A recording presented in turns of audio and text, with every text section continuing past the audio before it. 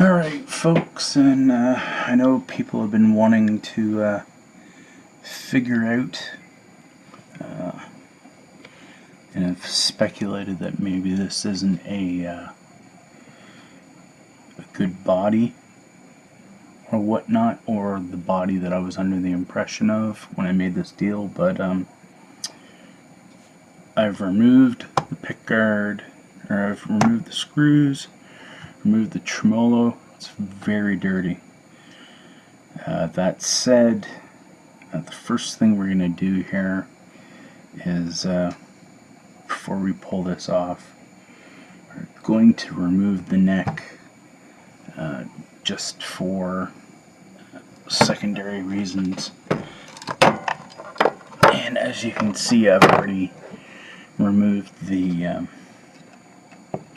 ground, and interestingly enough, already there is a number 22 in here.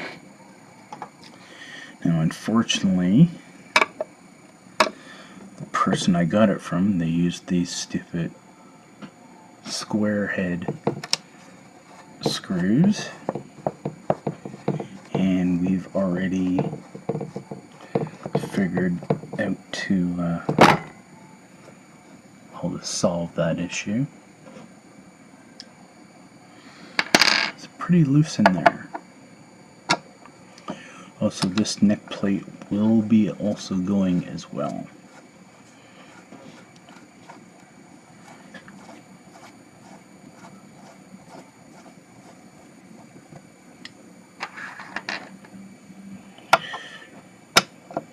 These screws feel like cheap aluminum screws. So,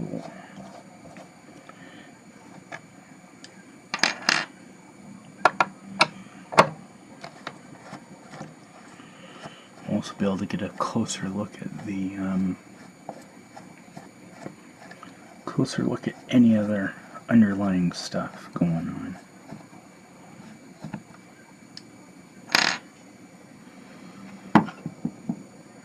So,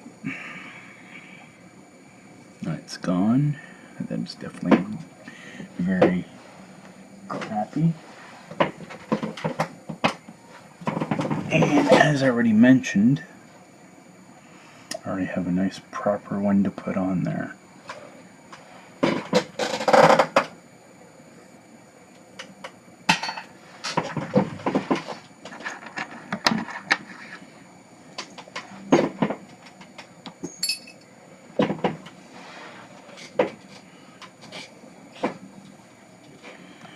Now we will gently slide the neck out. So,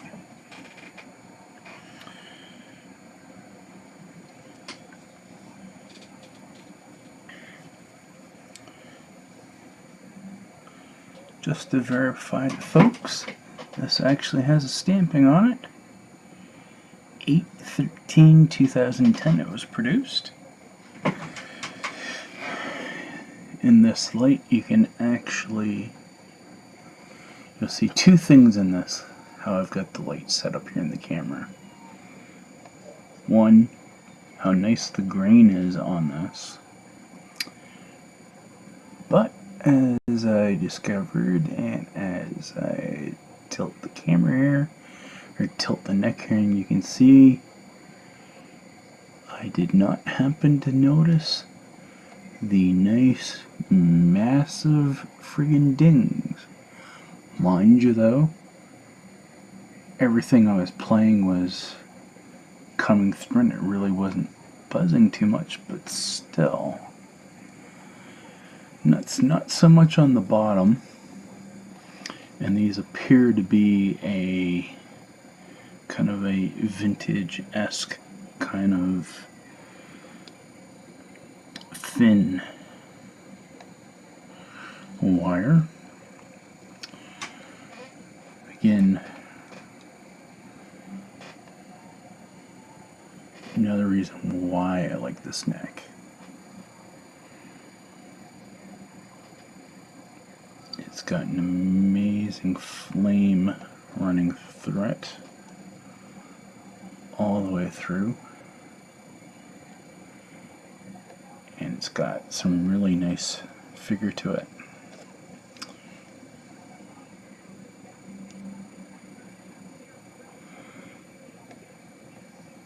So, that said, the fret issue seems to appear all the way up to about the 9th fret here.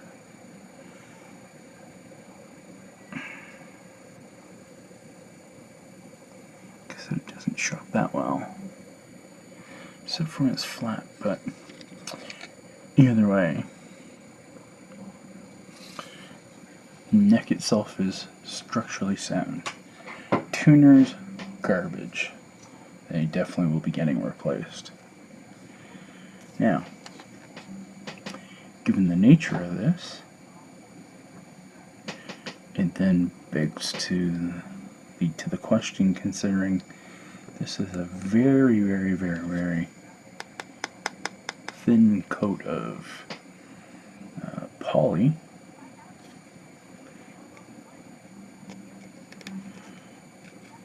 It might even be a urethane going by when getting off of here.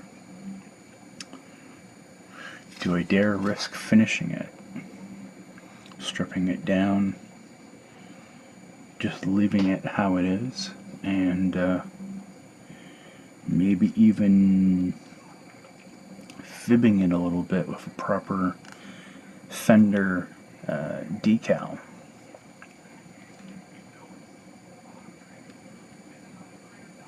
Or the other possibility with how good it is. Obviously, I'm going to have to replace these frets because they're just too grooved, especially here. Otherwise, neck is mint. To get one of these necks new from the Stratosphere, you're looking at about 200 US on average.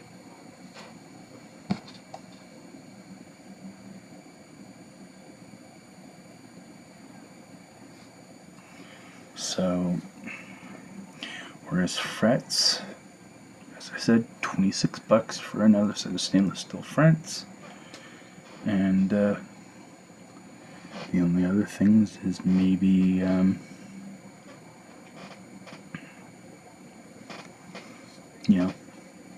maybe true oiling it or something along those lines to bring it the whatever. But anyways, that's done another way.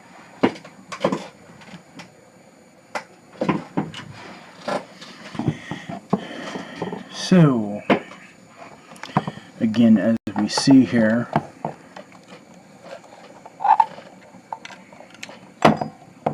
just even by this, the body is definitely aged, and it does look to be standard holes for a fender body. So, based on the backside in itself, yes, it is a made in Mexico body by the back. And you can see, as usual, the cracking going on is, of course, from the screw holes. That said, the moment of truth. Is it a Mexican? Yes, indeed it is a Mexican. There is your proof right there. The routing holes, the date on this appears to be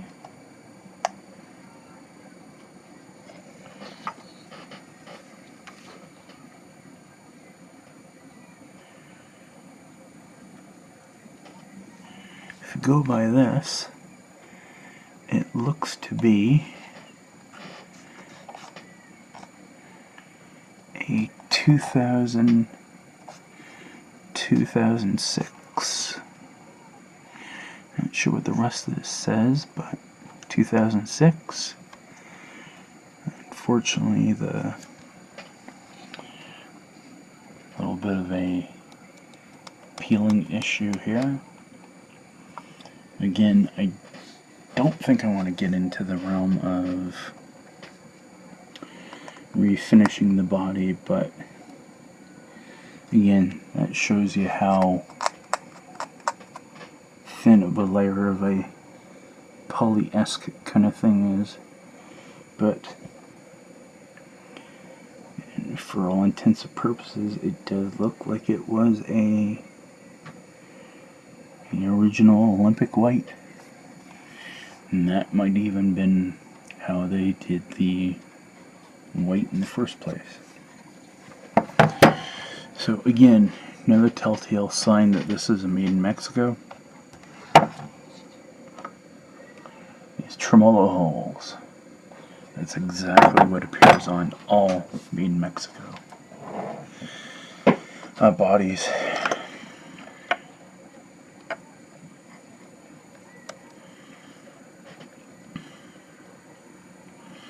Okay, at this point in time,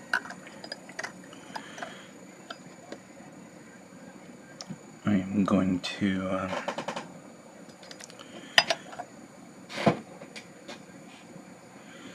snip and just leave a little bit of color.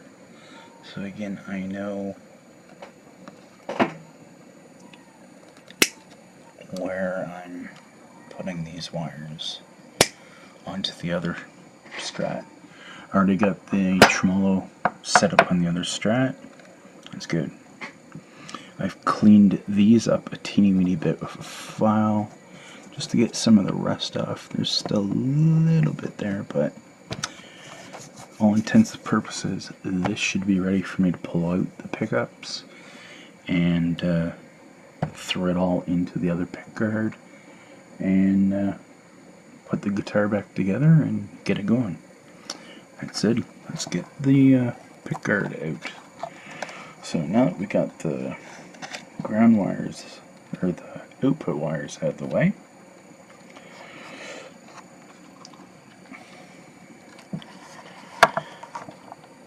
this for sure, again, the larger pots, pickups don't look too bad, but again, a little bit of rust, but it's a full-size pot. Again, we'll pull out the bridge ground, and last but not least, there is a actual ground piece. So that is actually nice that there's an extra ground, though mind you though, I don't know why it was humming like hell before, but now we got that out of the way.